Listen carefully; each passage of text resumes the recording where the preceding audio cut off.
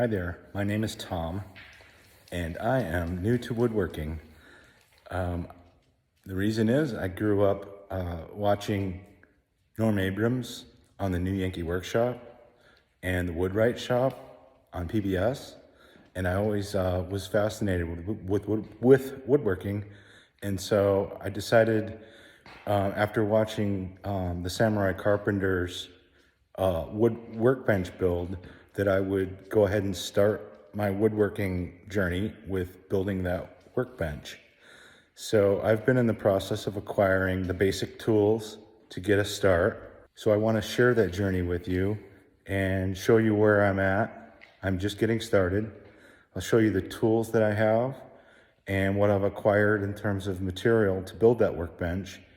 And over time, I plan to update with new videos as I go through the build process to document it. So come along on the ride. It should be fun. So the first thing I did was ordered the plans for the Samurai Carpenter workbench, and so I've got them printed out there. And then I bought the materials that I need to build that bench. I have most of the materials. So those are the two invoices. Those are from Veritas. And I sourced the maple, black walnut, and white oak from Lumber Yard here in St. George, Utah. And I actually went down to Las Vegas to get the walnut and the maple. But this is most of the material that's needed for that workbench. There's a lot to it.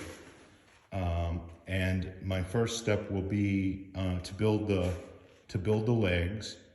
And to do that, I could only get 8/4 white oak, which is actually about 1 inch and 1.75 inches. So to get 4x4s, I've figured out my plan. I'm going to laminate 2 of those boards with about a 0.85. If I cut one of the boards in half, it gives me about 2.85. So I'll laminate 3 boards together, and I think that'll look okay. Would have preferred to have solid legs, but it'll be just fine laminating them. I've been looking for about 3 months to get 4x4, true 4x4s, and I couldn't find them. So I've said, well, rather than wait forever, let me just laminate. So that will be the next video, is me building those legs. That should be interesting. And I wanted to, before I leave, I just show you that I have basic tools. So I'm really just getting started. I've got a table saw there.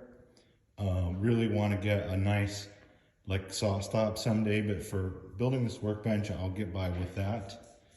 I've got that DeWalt planer set up on a stand. And then I've got I think that's a 14-inch bandsaw, a simple chop saw. That's a router, a benchtop router table. That's Nova. And let's see, I did get a dedicated mortiser. I think that'll come in handy, especially with those legs. And then I bought, don't laugh at it, but it's a little 6-inch jointer, but it is helical. So I think for a small project, it should just be fine.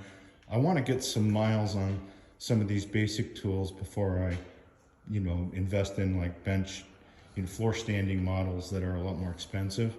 So I think it would help to get that experience first.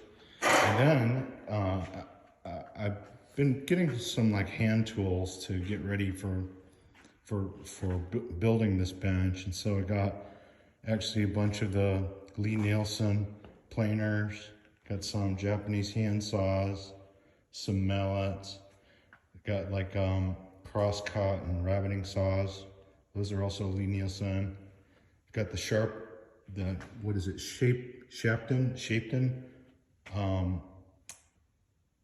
That's the sharpening system. So I think keeping tools sharp, from what I've been researching, is really important. So I went ahead and got the really good sharpening system.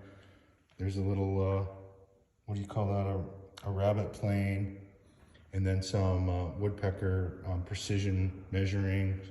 There's a Starrett angle square or square. And then there's a nice dovetail saw, what do we call it, a coping saw.